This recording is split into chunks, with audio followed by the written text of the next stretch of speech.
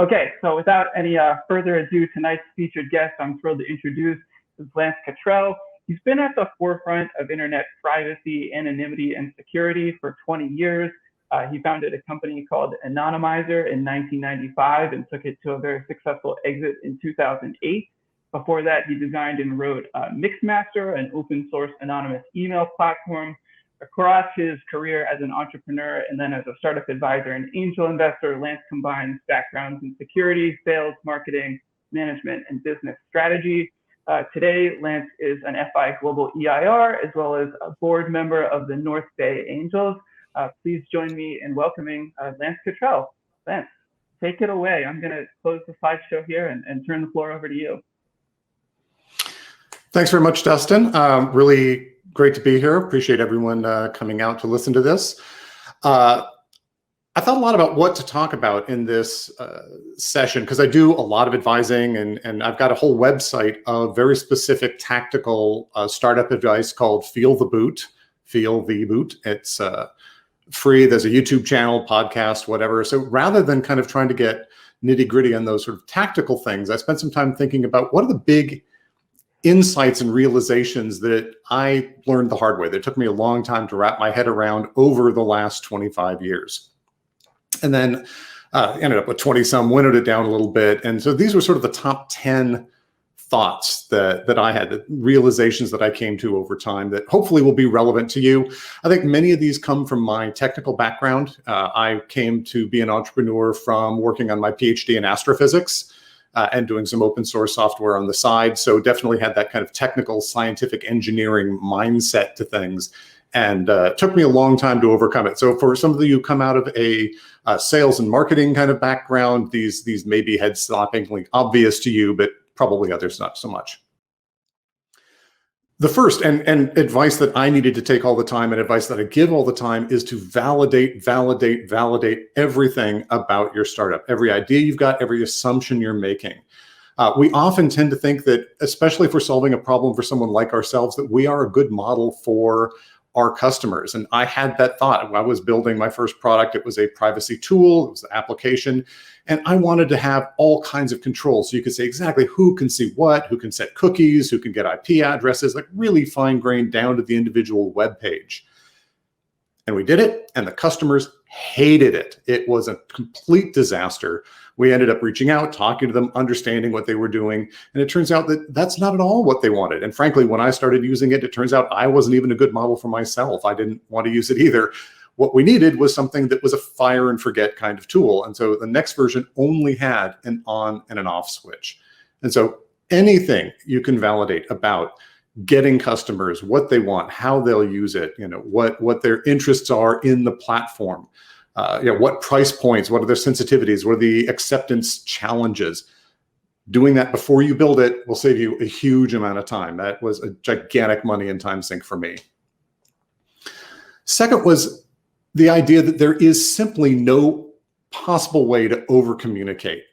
In my experience, if you think you're talking too much to your customers, to your employees, to your investors, you're probably only talking a fraction as much as they want to hear. Everyone's hungry to understand what's going on, right? I love it when I've got an order out and I get updates about where that order is and what the status is. Even if it's late, I will forgive a lot if I understand what the context is. With employees, which is really where this came up for me, you think you are sharing the vision and people all understand the context and everyone should be pulling in the same direction because everyone has the same understanding of what the business is trying to do, the challenges you're trying to overcome and so forth. But my experience is that's not true at all. People have all sorts of misunderstandings of what's going on. And if you start digging in, you'll start learning what they are. So continuously communicating and re-communicating this stuff is utterly important because silences don't fill with kittens and puppies, right? They fill with demons and, brimfire. People make bad assumptions when they have uncertainties. So never stop talking about the big vision and the tactics and what you're trying to accomplish.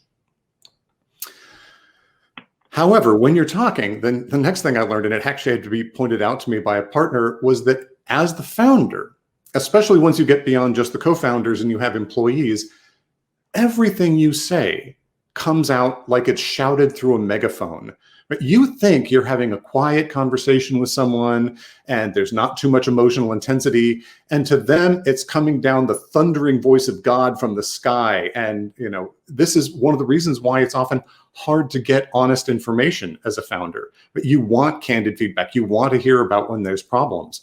But because there's this sort of positional amplification that takes place because of your role, people are afraid, right? They're really afraid of feedback. So it's incredibly important to underpower your communications, particularly one-on-one when you're giving feedback or interacting with someone. If you've got an idea, try not to overemphasize it. I had this experience over and over that I'd go into some meeting with a half-formed concept of something we should do, and I'd propose it, and everyone in the meeting is nodding along like, oh, Lance, that's a great idea. I know it's not a great idea. I haven't really worked through it. And I'm sure I can think of 2 or 3 problems with it right off the bat. But because I've said it, people tend to react that way. So making sure you give room for everyone else to talk first and present things as hypotheses. It's all about trying to reduce that inherent effect so you can get candid, useful feedback from the people you've hired, since that's why you hired them. Another challenge that I had was networking. And I think a lot of us have the same picture of networking, which is you're standing around in a room with hors d'oeuvres and a glass of wine, and you're trying to pass out business cards to everyone and make small talk and chit chat. And it's deeply uncomfortable for most of us and a painful process. And so people say, I don't like networking and networking's useless. And it took me a long time to understand that that really isn't networking. That's a little schmooze thing, and it's a chance to meet people and relax. But fundamentally, networking is about building your network. And the key is to be doing it all the time with everyone. There should be no filters about this. So whenever you're engaging, honestly, let people know what you're doing and what it is that you need from the universe at that point, right? I need to find angel investors. I need to find a technical co-founder. I need to find a graphic artist to help me with my logo. Whatever it is at that time, just be putting that out there all the time and then receiving it from the people you're talking to, right? So that if someone else needs help, make sure that you're actively helping all the people that you're engaging with. People like that kind of reciprocity. But for example, when you're going to the dentist, getting your teeth cleaned, you should be networking with the dentist and the dental hygienist. She might not be the angel investor, although you never know, but they may in fact have an aunt who is an angel investor, or a friend, or someone else that would be interested, or that person might know someone. So these things can be effective at times you wouldn't guess. So endlessly doing this kind of networking and then staying connected and following up bears huge results. I remember at a winery doing a wine tasting, and my wife was talking to the woman who was pouring for us about the book that she's working on. It's a novel, and talking about the fact that she was looking for an agent. And the woman's like, oh, well, one of my best friends from college is this literary agent, and made the introduction. It was amazing. Someone we never would have connected to otherwise, just because we happened to mention what we were doing and what we were looking for. Along the lines of things that I think a lot of particularly technical founders find uncomfortable is selling, and the idea of selling things. Sales, especially in movies, kind of gets a really bad rap. But this is something that that's some thought that you have, it's critical to get over, because selling is, to my mind, really the core job of the CEO. But once you get past the earliest days when you're sitting and coding yourself and building things, you're selling all the time. You're selling your employees on the vision of the company.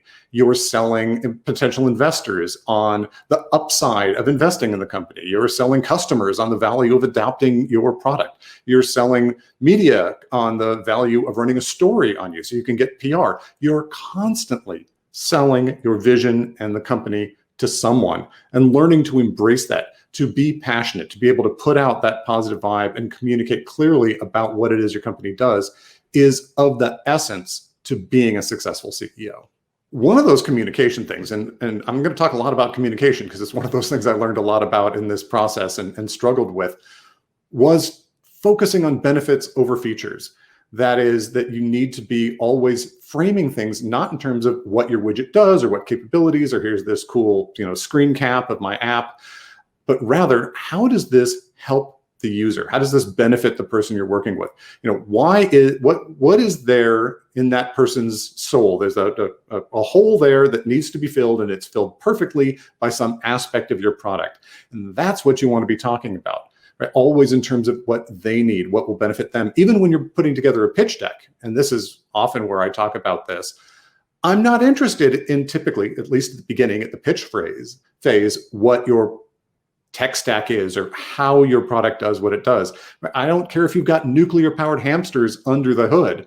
What I care about is, why do your customers or potential customers care about your product, and how will this benefit them?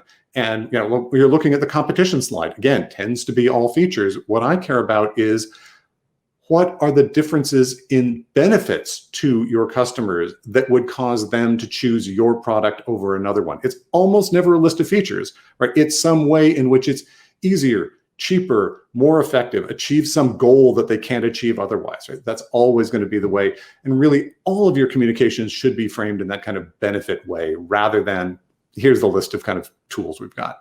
And to talk about benefits, you have to understand the person on the other side of the table. And that's the next big realization, was how important it is to research and understand your counterparty. So in an angel investment situation, that may be literally the person across the table from you. Certainly, as soon as I became an angel investor, I understood why I had been so manifestly unsuccessful in getting angel investment when I was the entrepreneur, and ended up largely bootstrapping the company, which worked out well, but still, it was because I didn't understand where their priorities were.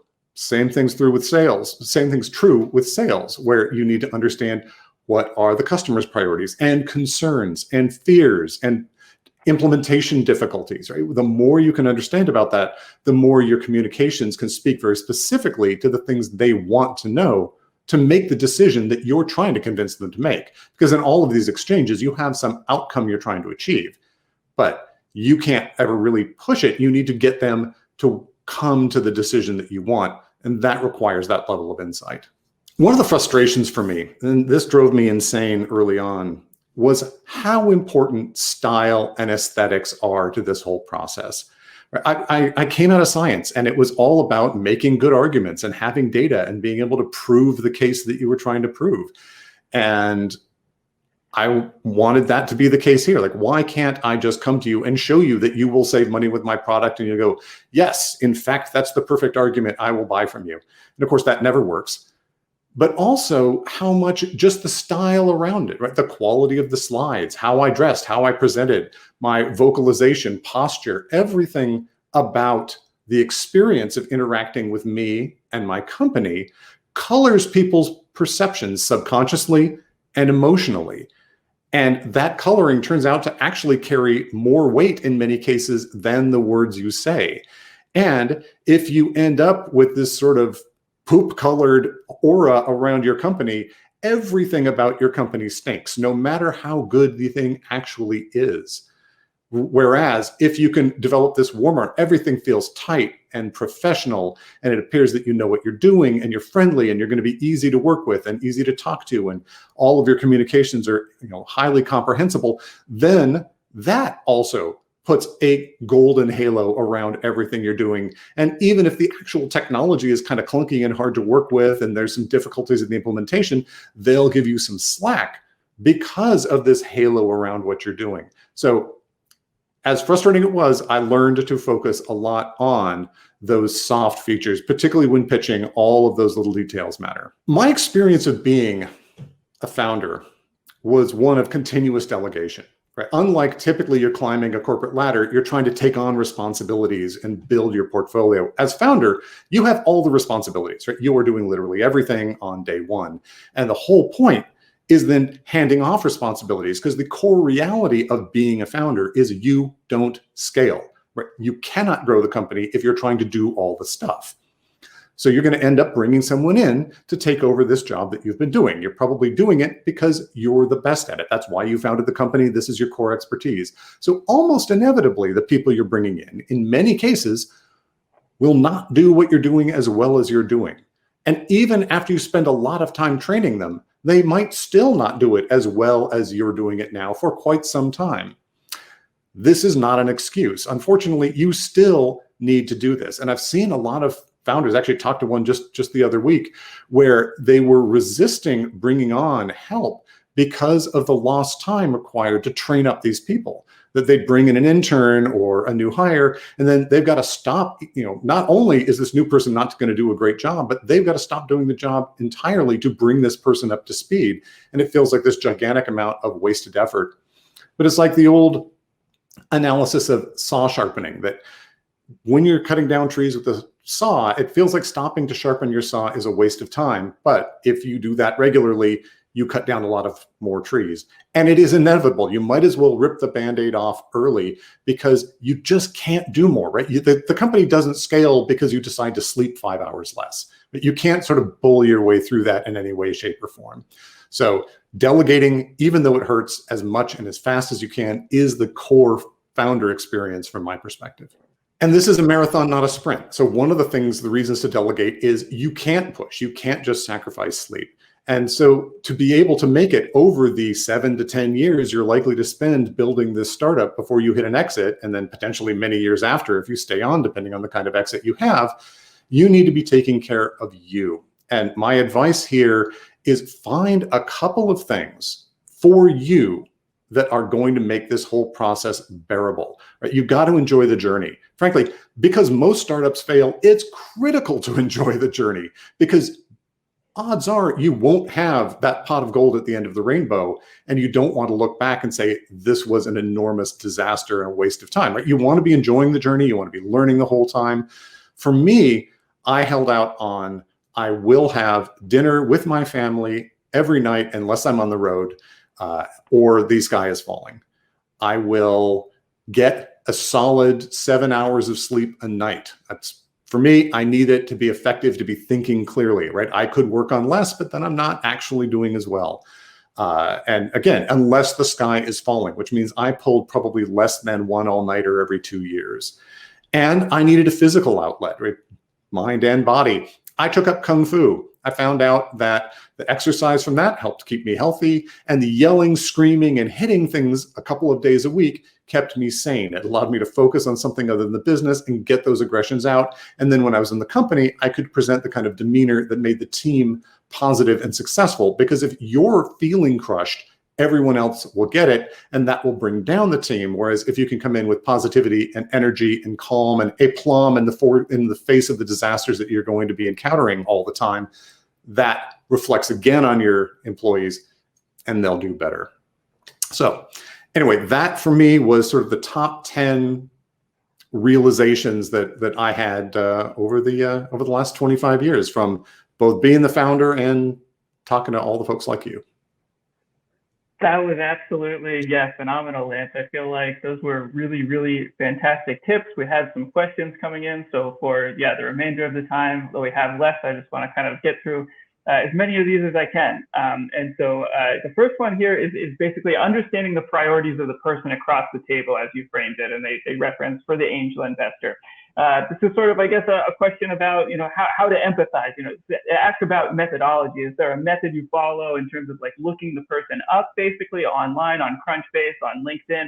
Is there other strategies that you use to try to, build that, I guess, bridge that empathy gap maybe, and with the person who you're really trying to connect with? I think individually researching them can certainly be useful. Understanding what kind of companies they invest in, what sort of businesses they focus on can be really helpful. What stage are they looking at? Things like that are overtly available information. If they're active on social media, of course, go see what they're talking about, see what sort of things they say, reactions they've had to other people. But also as a class, angels have a lot of similarities. And so understanding the characteristics of what angels care about. I did a video on Feel the Boot called The 9 Things Angel Investors Want to See When They're Being Pitched, that sort of captured the list of top ones. But understanding, for example, how angels think about risk. For example, investing in startups is insanely high risk. We know most of them are going to fail. The interesting side effect of that is that within that realm, we are extremely risk averse. And so when you're talking to us, anything you can say about why you have eliminated the ways things could go wrong, you've done the testing, you've done the validation, helps your cause. But you might not think about how important it is to emphasize those things if you're not aware that that's where the angels are coming from.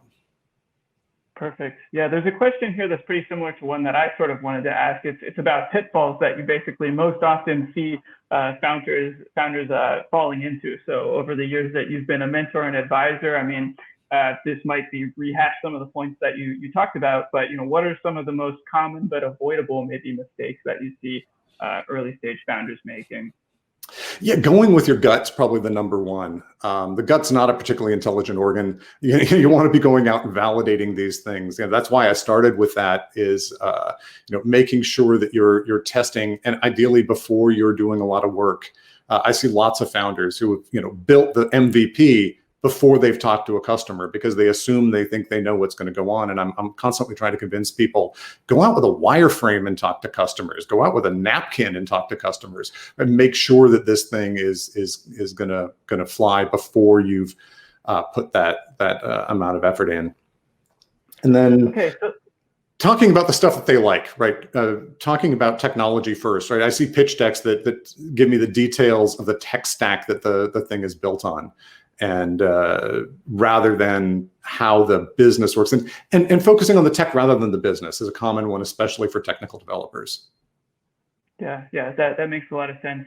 Selena has a question here, relatively early stage, basically asking for the considerations for even seeking investment versus being a bootstrapped founder. Do you have any advice on how to think about, when's the right time to even start thinking about approaching versus, I want to bootstrap this business? I think in general, your best bet is to bootstrap until you can't bootstrap. You want to go as far as you can, because you're going to get higher valuations. You're more likely to get investments because you will have not just theoretical validation, but you may have some traction, and success. You may have paying customers, or at least pilot programs in place. So the longer you can hold out, the better off you are. But there are some circumstances where you may have high capital requirements where that's not an option, where you just have to get investment fairly early, or you can't even really start to work. Or there are marketplaces where markets where as soon as you get some traction, you find product market fit, there's a network effect there, and you have to grab market share like crazy, or someone else can come in and push you out. So there's certain kinds of businesses where the ability to grow at explosive rates requires that you bring in that kind of angel capital, and then venture capital, and then everything else. But in general, I would say the longer you can put that off, the better, because it gives you optionality, right? Once you take investment, you're committing to a certain kind of path, right? You're committing to an exit. We're not going to be happy if you want to run this as a lifestyle business for the next 30 years. I want my cash back in 5 to 7 years, and 50 times my cash back because all the other deals failed.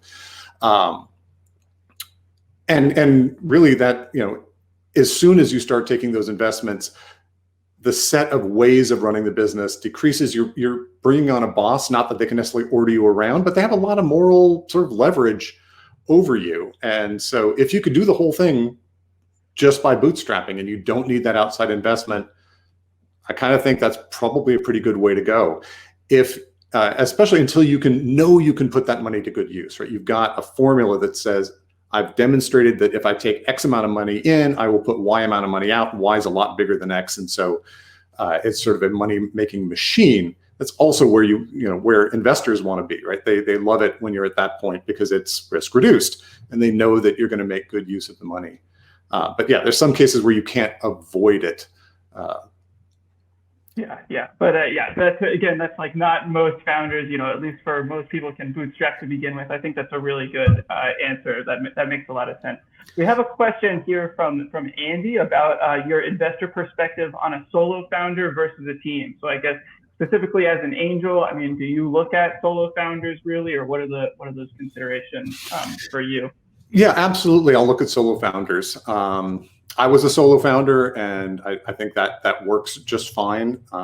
You need to then get some early key hires or have some appropriate outsourcing, you'd better have a pretty large spectrum of the skills you need, because we know you're going to need a team pretty quickly. So it doesn't necessarily need to be co-founders, but you've got to fill those slots somehow. So who's doing the technical stuff? Who's going to do the BD? Who's going to be doing the marketing? Who's going to be, each one of these little things, depending on the kind of business you've got, they will need to be filled. They don't necessarily need to be filled by co-founders. And of course, depending on who the co-founders are, the upside of this is you've got a bunch of people who are working for no money up front at the beginning, building this thing out. And so you've got a group of developers or whoever collaborating on this.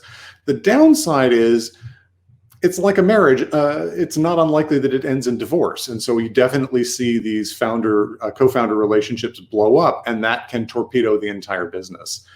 And so making sure that you've got a group that works together, or you have upfront really thought through what the unwinding is going to be.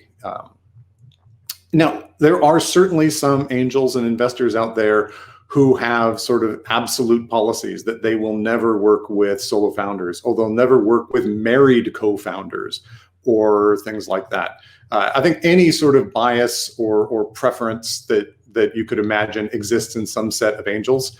Personally, I'm fine either way. Mm-hmm. We have a lot of questions that unfortunately we're just not going to be able to get to because we're moving half past the hour here. But I want to say thanks to everybody who's put questions in. There's one question here that I just thought was interesting from Saren. It's about pricing strategy and basically like how you as an angel investor think about the founder's pricing strategy. So Saren asks, should it be a priority to try to be more profitable, or basically to have a lower price to show more scale? Is there a way that you think about that for pricing of a software product that has that kind of flexibility, maybe that the founder can decide to try to grow versus have more profit earlier? So it depends on the nature of the business, right? So if you've got network effects where having large numbers of customers is critical to the value your service generates, then pricing to get the most people in makes the biggest difference. In general, I think it's important to sort of price against the value that the customer perceives. It's hard to raise prices later. I mean, you can always lock in your early people or treat it as some early bird thing. I like it when a founder can show me that they've really thought through why they're pricing the way they are. So they've done some studies, they've done some surveying to understand where the price point sensitivities are and how they want it priced. Is per seat the right way to price it, or per million emails, or per virtual CPU, or there's a lot of different ways of looking at this, and you really want to make sure that those align so that, for example, if you're a B2B, as your customer scales, right? If you land and expand in a big customer, that you're not leaving a huge amount of money on the table because you maximize the upfront, but when they get to 100,000 users, you're still only getting $100 a month, and that's terrible. So having done that kind of research and analysis, looking at what competition's doing, and I'm really always looking for insight somewhere. So I've seen companies where the reason I liked them was they had an insight into why the competition was fundamentally pricing things wrong, but at this point would have a hard time changing, right? They've got this locked in structure, whereas this company would be able to do things differently. But generally, understand where your customers' price points are. At Feel the Boot, I've got a resources section, and I linked to a methodology for asking questions intelligently about pricing that is better than sort of just saying, hey, would you pay this, or do you think it's worth this? I think they've got 4 questions that they want you to ask, and the name is really complicated and I can't remember it. But that will allow you to sort of, over a set of surveys, really pin down kind of what the right price range is that people, where people feel the value of your product lies. Yeah. All those considerations make a lot of sense. That it's not just a growth versus immediate profitability balance. That having some deeper rationale behind your pricing strategy is much more appealing to an angel investor. Okay, I want to be cognizant of everybody's time. I have a few more slides just to show here really quickly before we move to the open networking portion of the event. Lance, if you want to stick around to network some with founders in the lounge, you certainly can, but you don't have to.